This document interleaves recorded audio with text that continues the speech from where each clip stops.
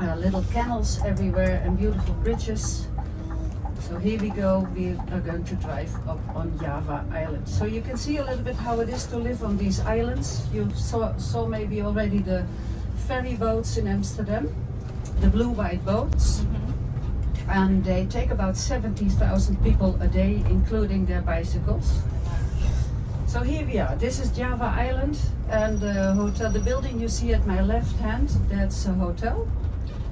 And everything is made there on the, let's say, with respect to the environment, everything, it's called Hotel Jakarta, again, named after Indonesia, the capital of Java Island. So the task was for the architects, make new houses, make a lot of houses. We are in desperate need of houses because that's difficult, especially for Amsterdam. How can we expand the old part?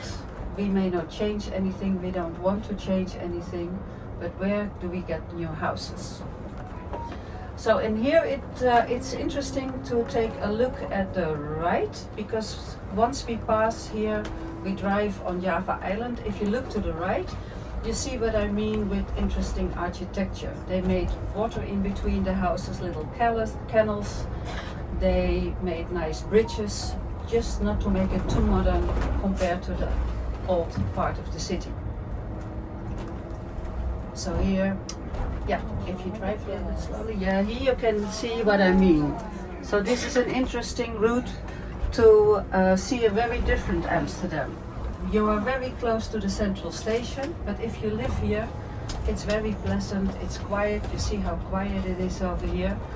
And when people want to cycle in Amsterdam, I always advise them don't, but if, then go on one of the islands, because here it's still okay, there are not so many people. So the ferry boats, they take about 70,000 people a day. The ferry boats are for free, and that's the only thing for free in Amsterdam. Yeah, this is how it works, yeah. I grew up in Amsterdam, and back then they were already referring, or they had wishes to make a big bridge so that we don't have to take the ferry boats anymore for all the people with the bicycles. It's a never-ending story. So it's never came, but imagine how high this bridge must be to get the cruise boats in. So, a difficult topic. This is all the harbor part, and this is more where industrial companies are settled. But in general, the whole industry of Amsterdam, they moved out of the harbor. They went to other places, and the plots that the municipality of Amsterdam, if they hear that a company is moving out, the municipality buys the plot of land and they only sell it again as in a leasehold construction. So if you see the development is done on the other side, we call it Amsterdam North, then it's done under the, let's say, gardens of the municipality, because they want to be sure that what is going to be built fits the city.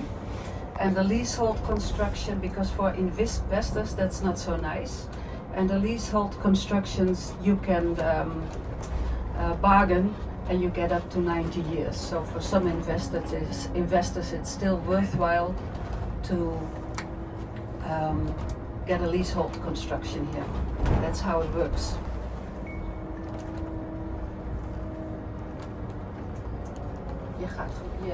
You keep on going straight, and then we go around the corner, and we pass then the warehouses here on the waterfront. But I will help you. So we keep on going straight, and then we make a curve. We go to the right. So here you can see a little bit of the harbor also. Everywhere there's water in Amsterdam. This country has to deal with a lot of water. And dealing with the water, or handling the water, we call it water management, ever so important for us to keep our feet dry in this country. But guess what, we have new issues, because since a couple of years there's not enough water. For instance, the Rhine, this river, when the cruise boats or the river cruise boats come in from the Rhine, from Germany and the Alps, 3 years ago, it was for the very first time, they did not have enough water in the Rhine, so people would be brought in by buses. For us it's a challenge not the challenge is a lot of water, we are used to that, but the challenge is we see that times are changing and we see that sometimes we don't have enough water, and that's a whole different issue for us. This part we had all the warehouses already where the goods were stored, and a lot of people left the Netherlands. After the Second World War, we had again a war with Indonesia. Not really with Indonesia. We thought we had to set the people in Indonesia free. That was our idea because they were taken over by the Japanese in the Second World War. And we thought we would help them, but it was of course a lot of self-enrichment. We wanted to make profit of all these territories or colonies.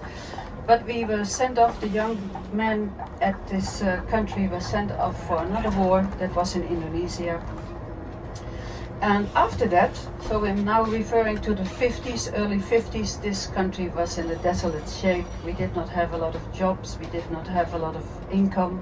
People were poor and they left the country to find a better place. And most of them, they left from here. This is Lloyd Hotel. This was a shipping agent company. And still when I meet people who visit our country, they tell that their great-grandfathers or they have Dutch roots, and they would be shipped in from here, they would be registered here, and then they would go on one of these huge vessels, ships, and leave our country. And this is now, it's now a hotel.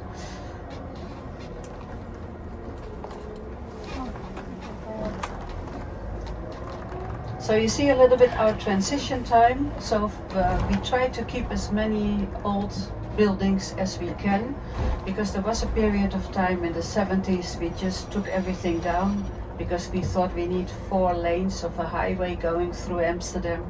You cannot imagine that we had these plans one day, but they were here. So we lost some important buildings, but nowadays we're trying to save or to safeguard anything we can and just build modern next to it.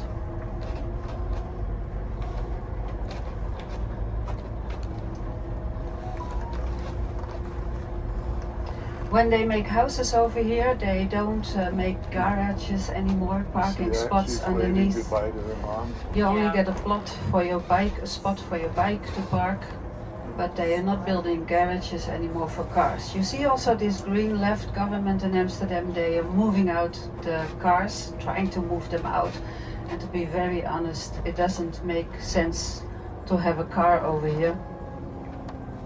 And that's why we are moving around. That's a fat bike. Here you see, in front of me you see a fat bike, off-road ones. Did you hear already that our government fall down or collapsed or stepped down last night? What? No. Yeah, our government, we are in, how do you call it, interim time. Transition time, yeah. They think only elections, it's too early to say, but they think elections will only start in autumn sometime, because the summer season is starting. At the end behind the picnic car, then we go to the left. Yeah. And then we are already very close to the Schipvaart, to the Navy, the Maritime Museum. So we just take a turn here, we go to the left, and then we reach the Navy or Maritime Museum, which is one of the oldest buildings we have in this city. It's almost 400 years old. And we're going to visit that one and the area. The time is good and it's dry, so we do well.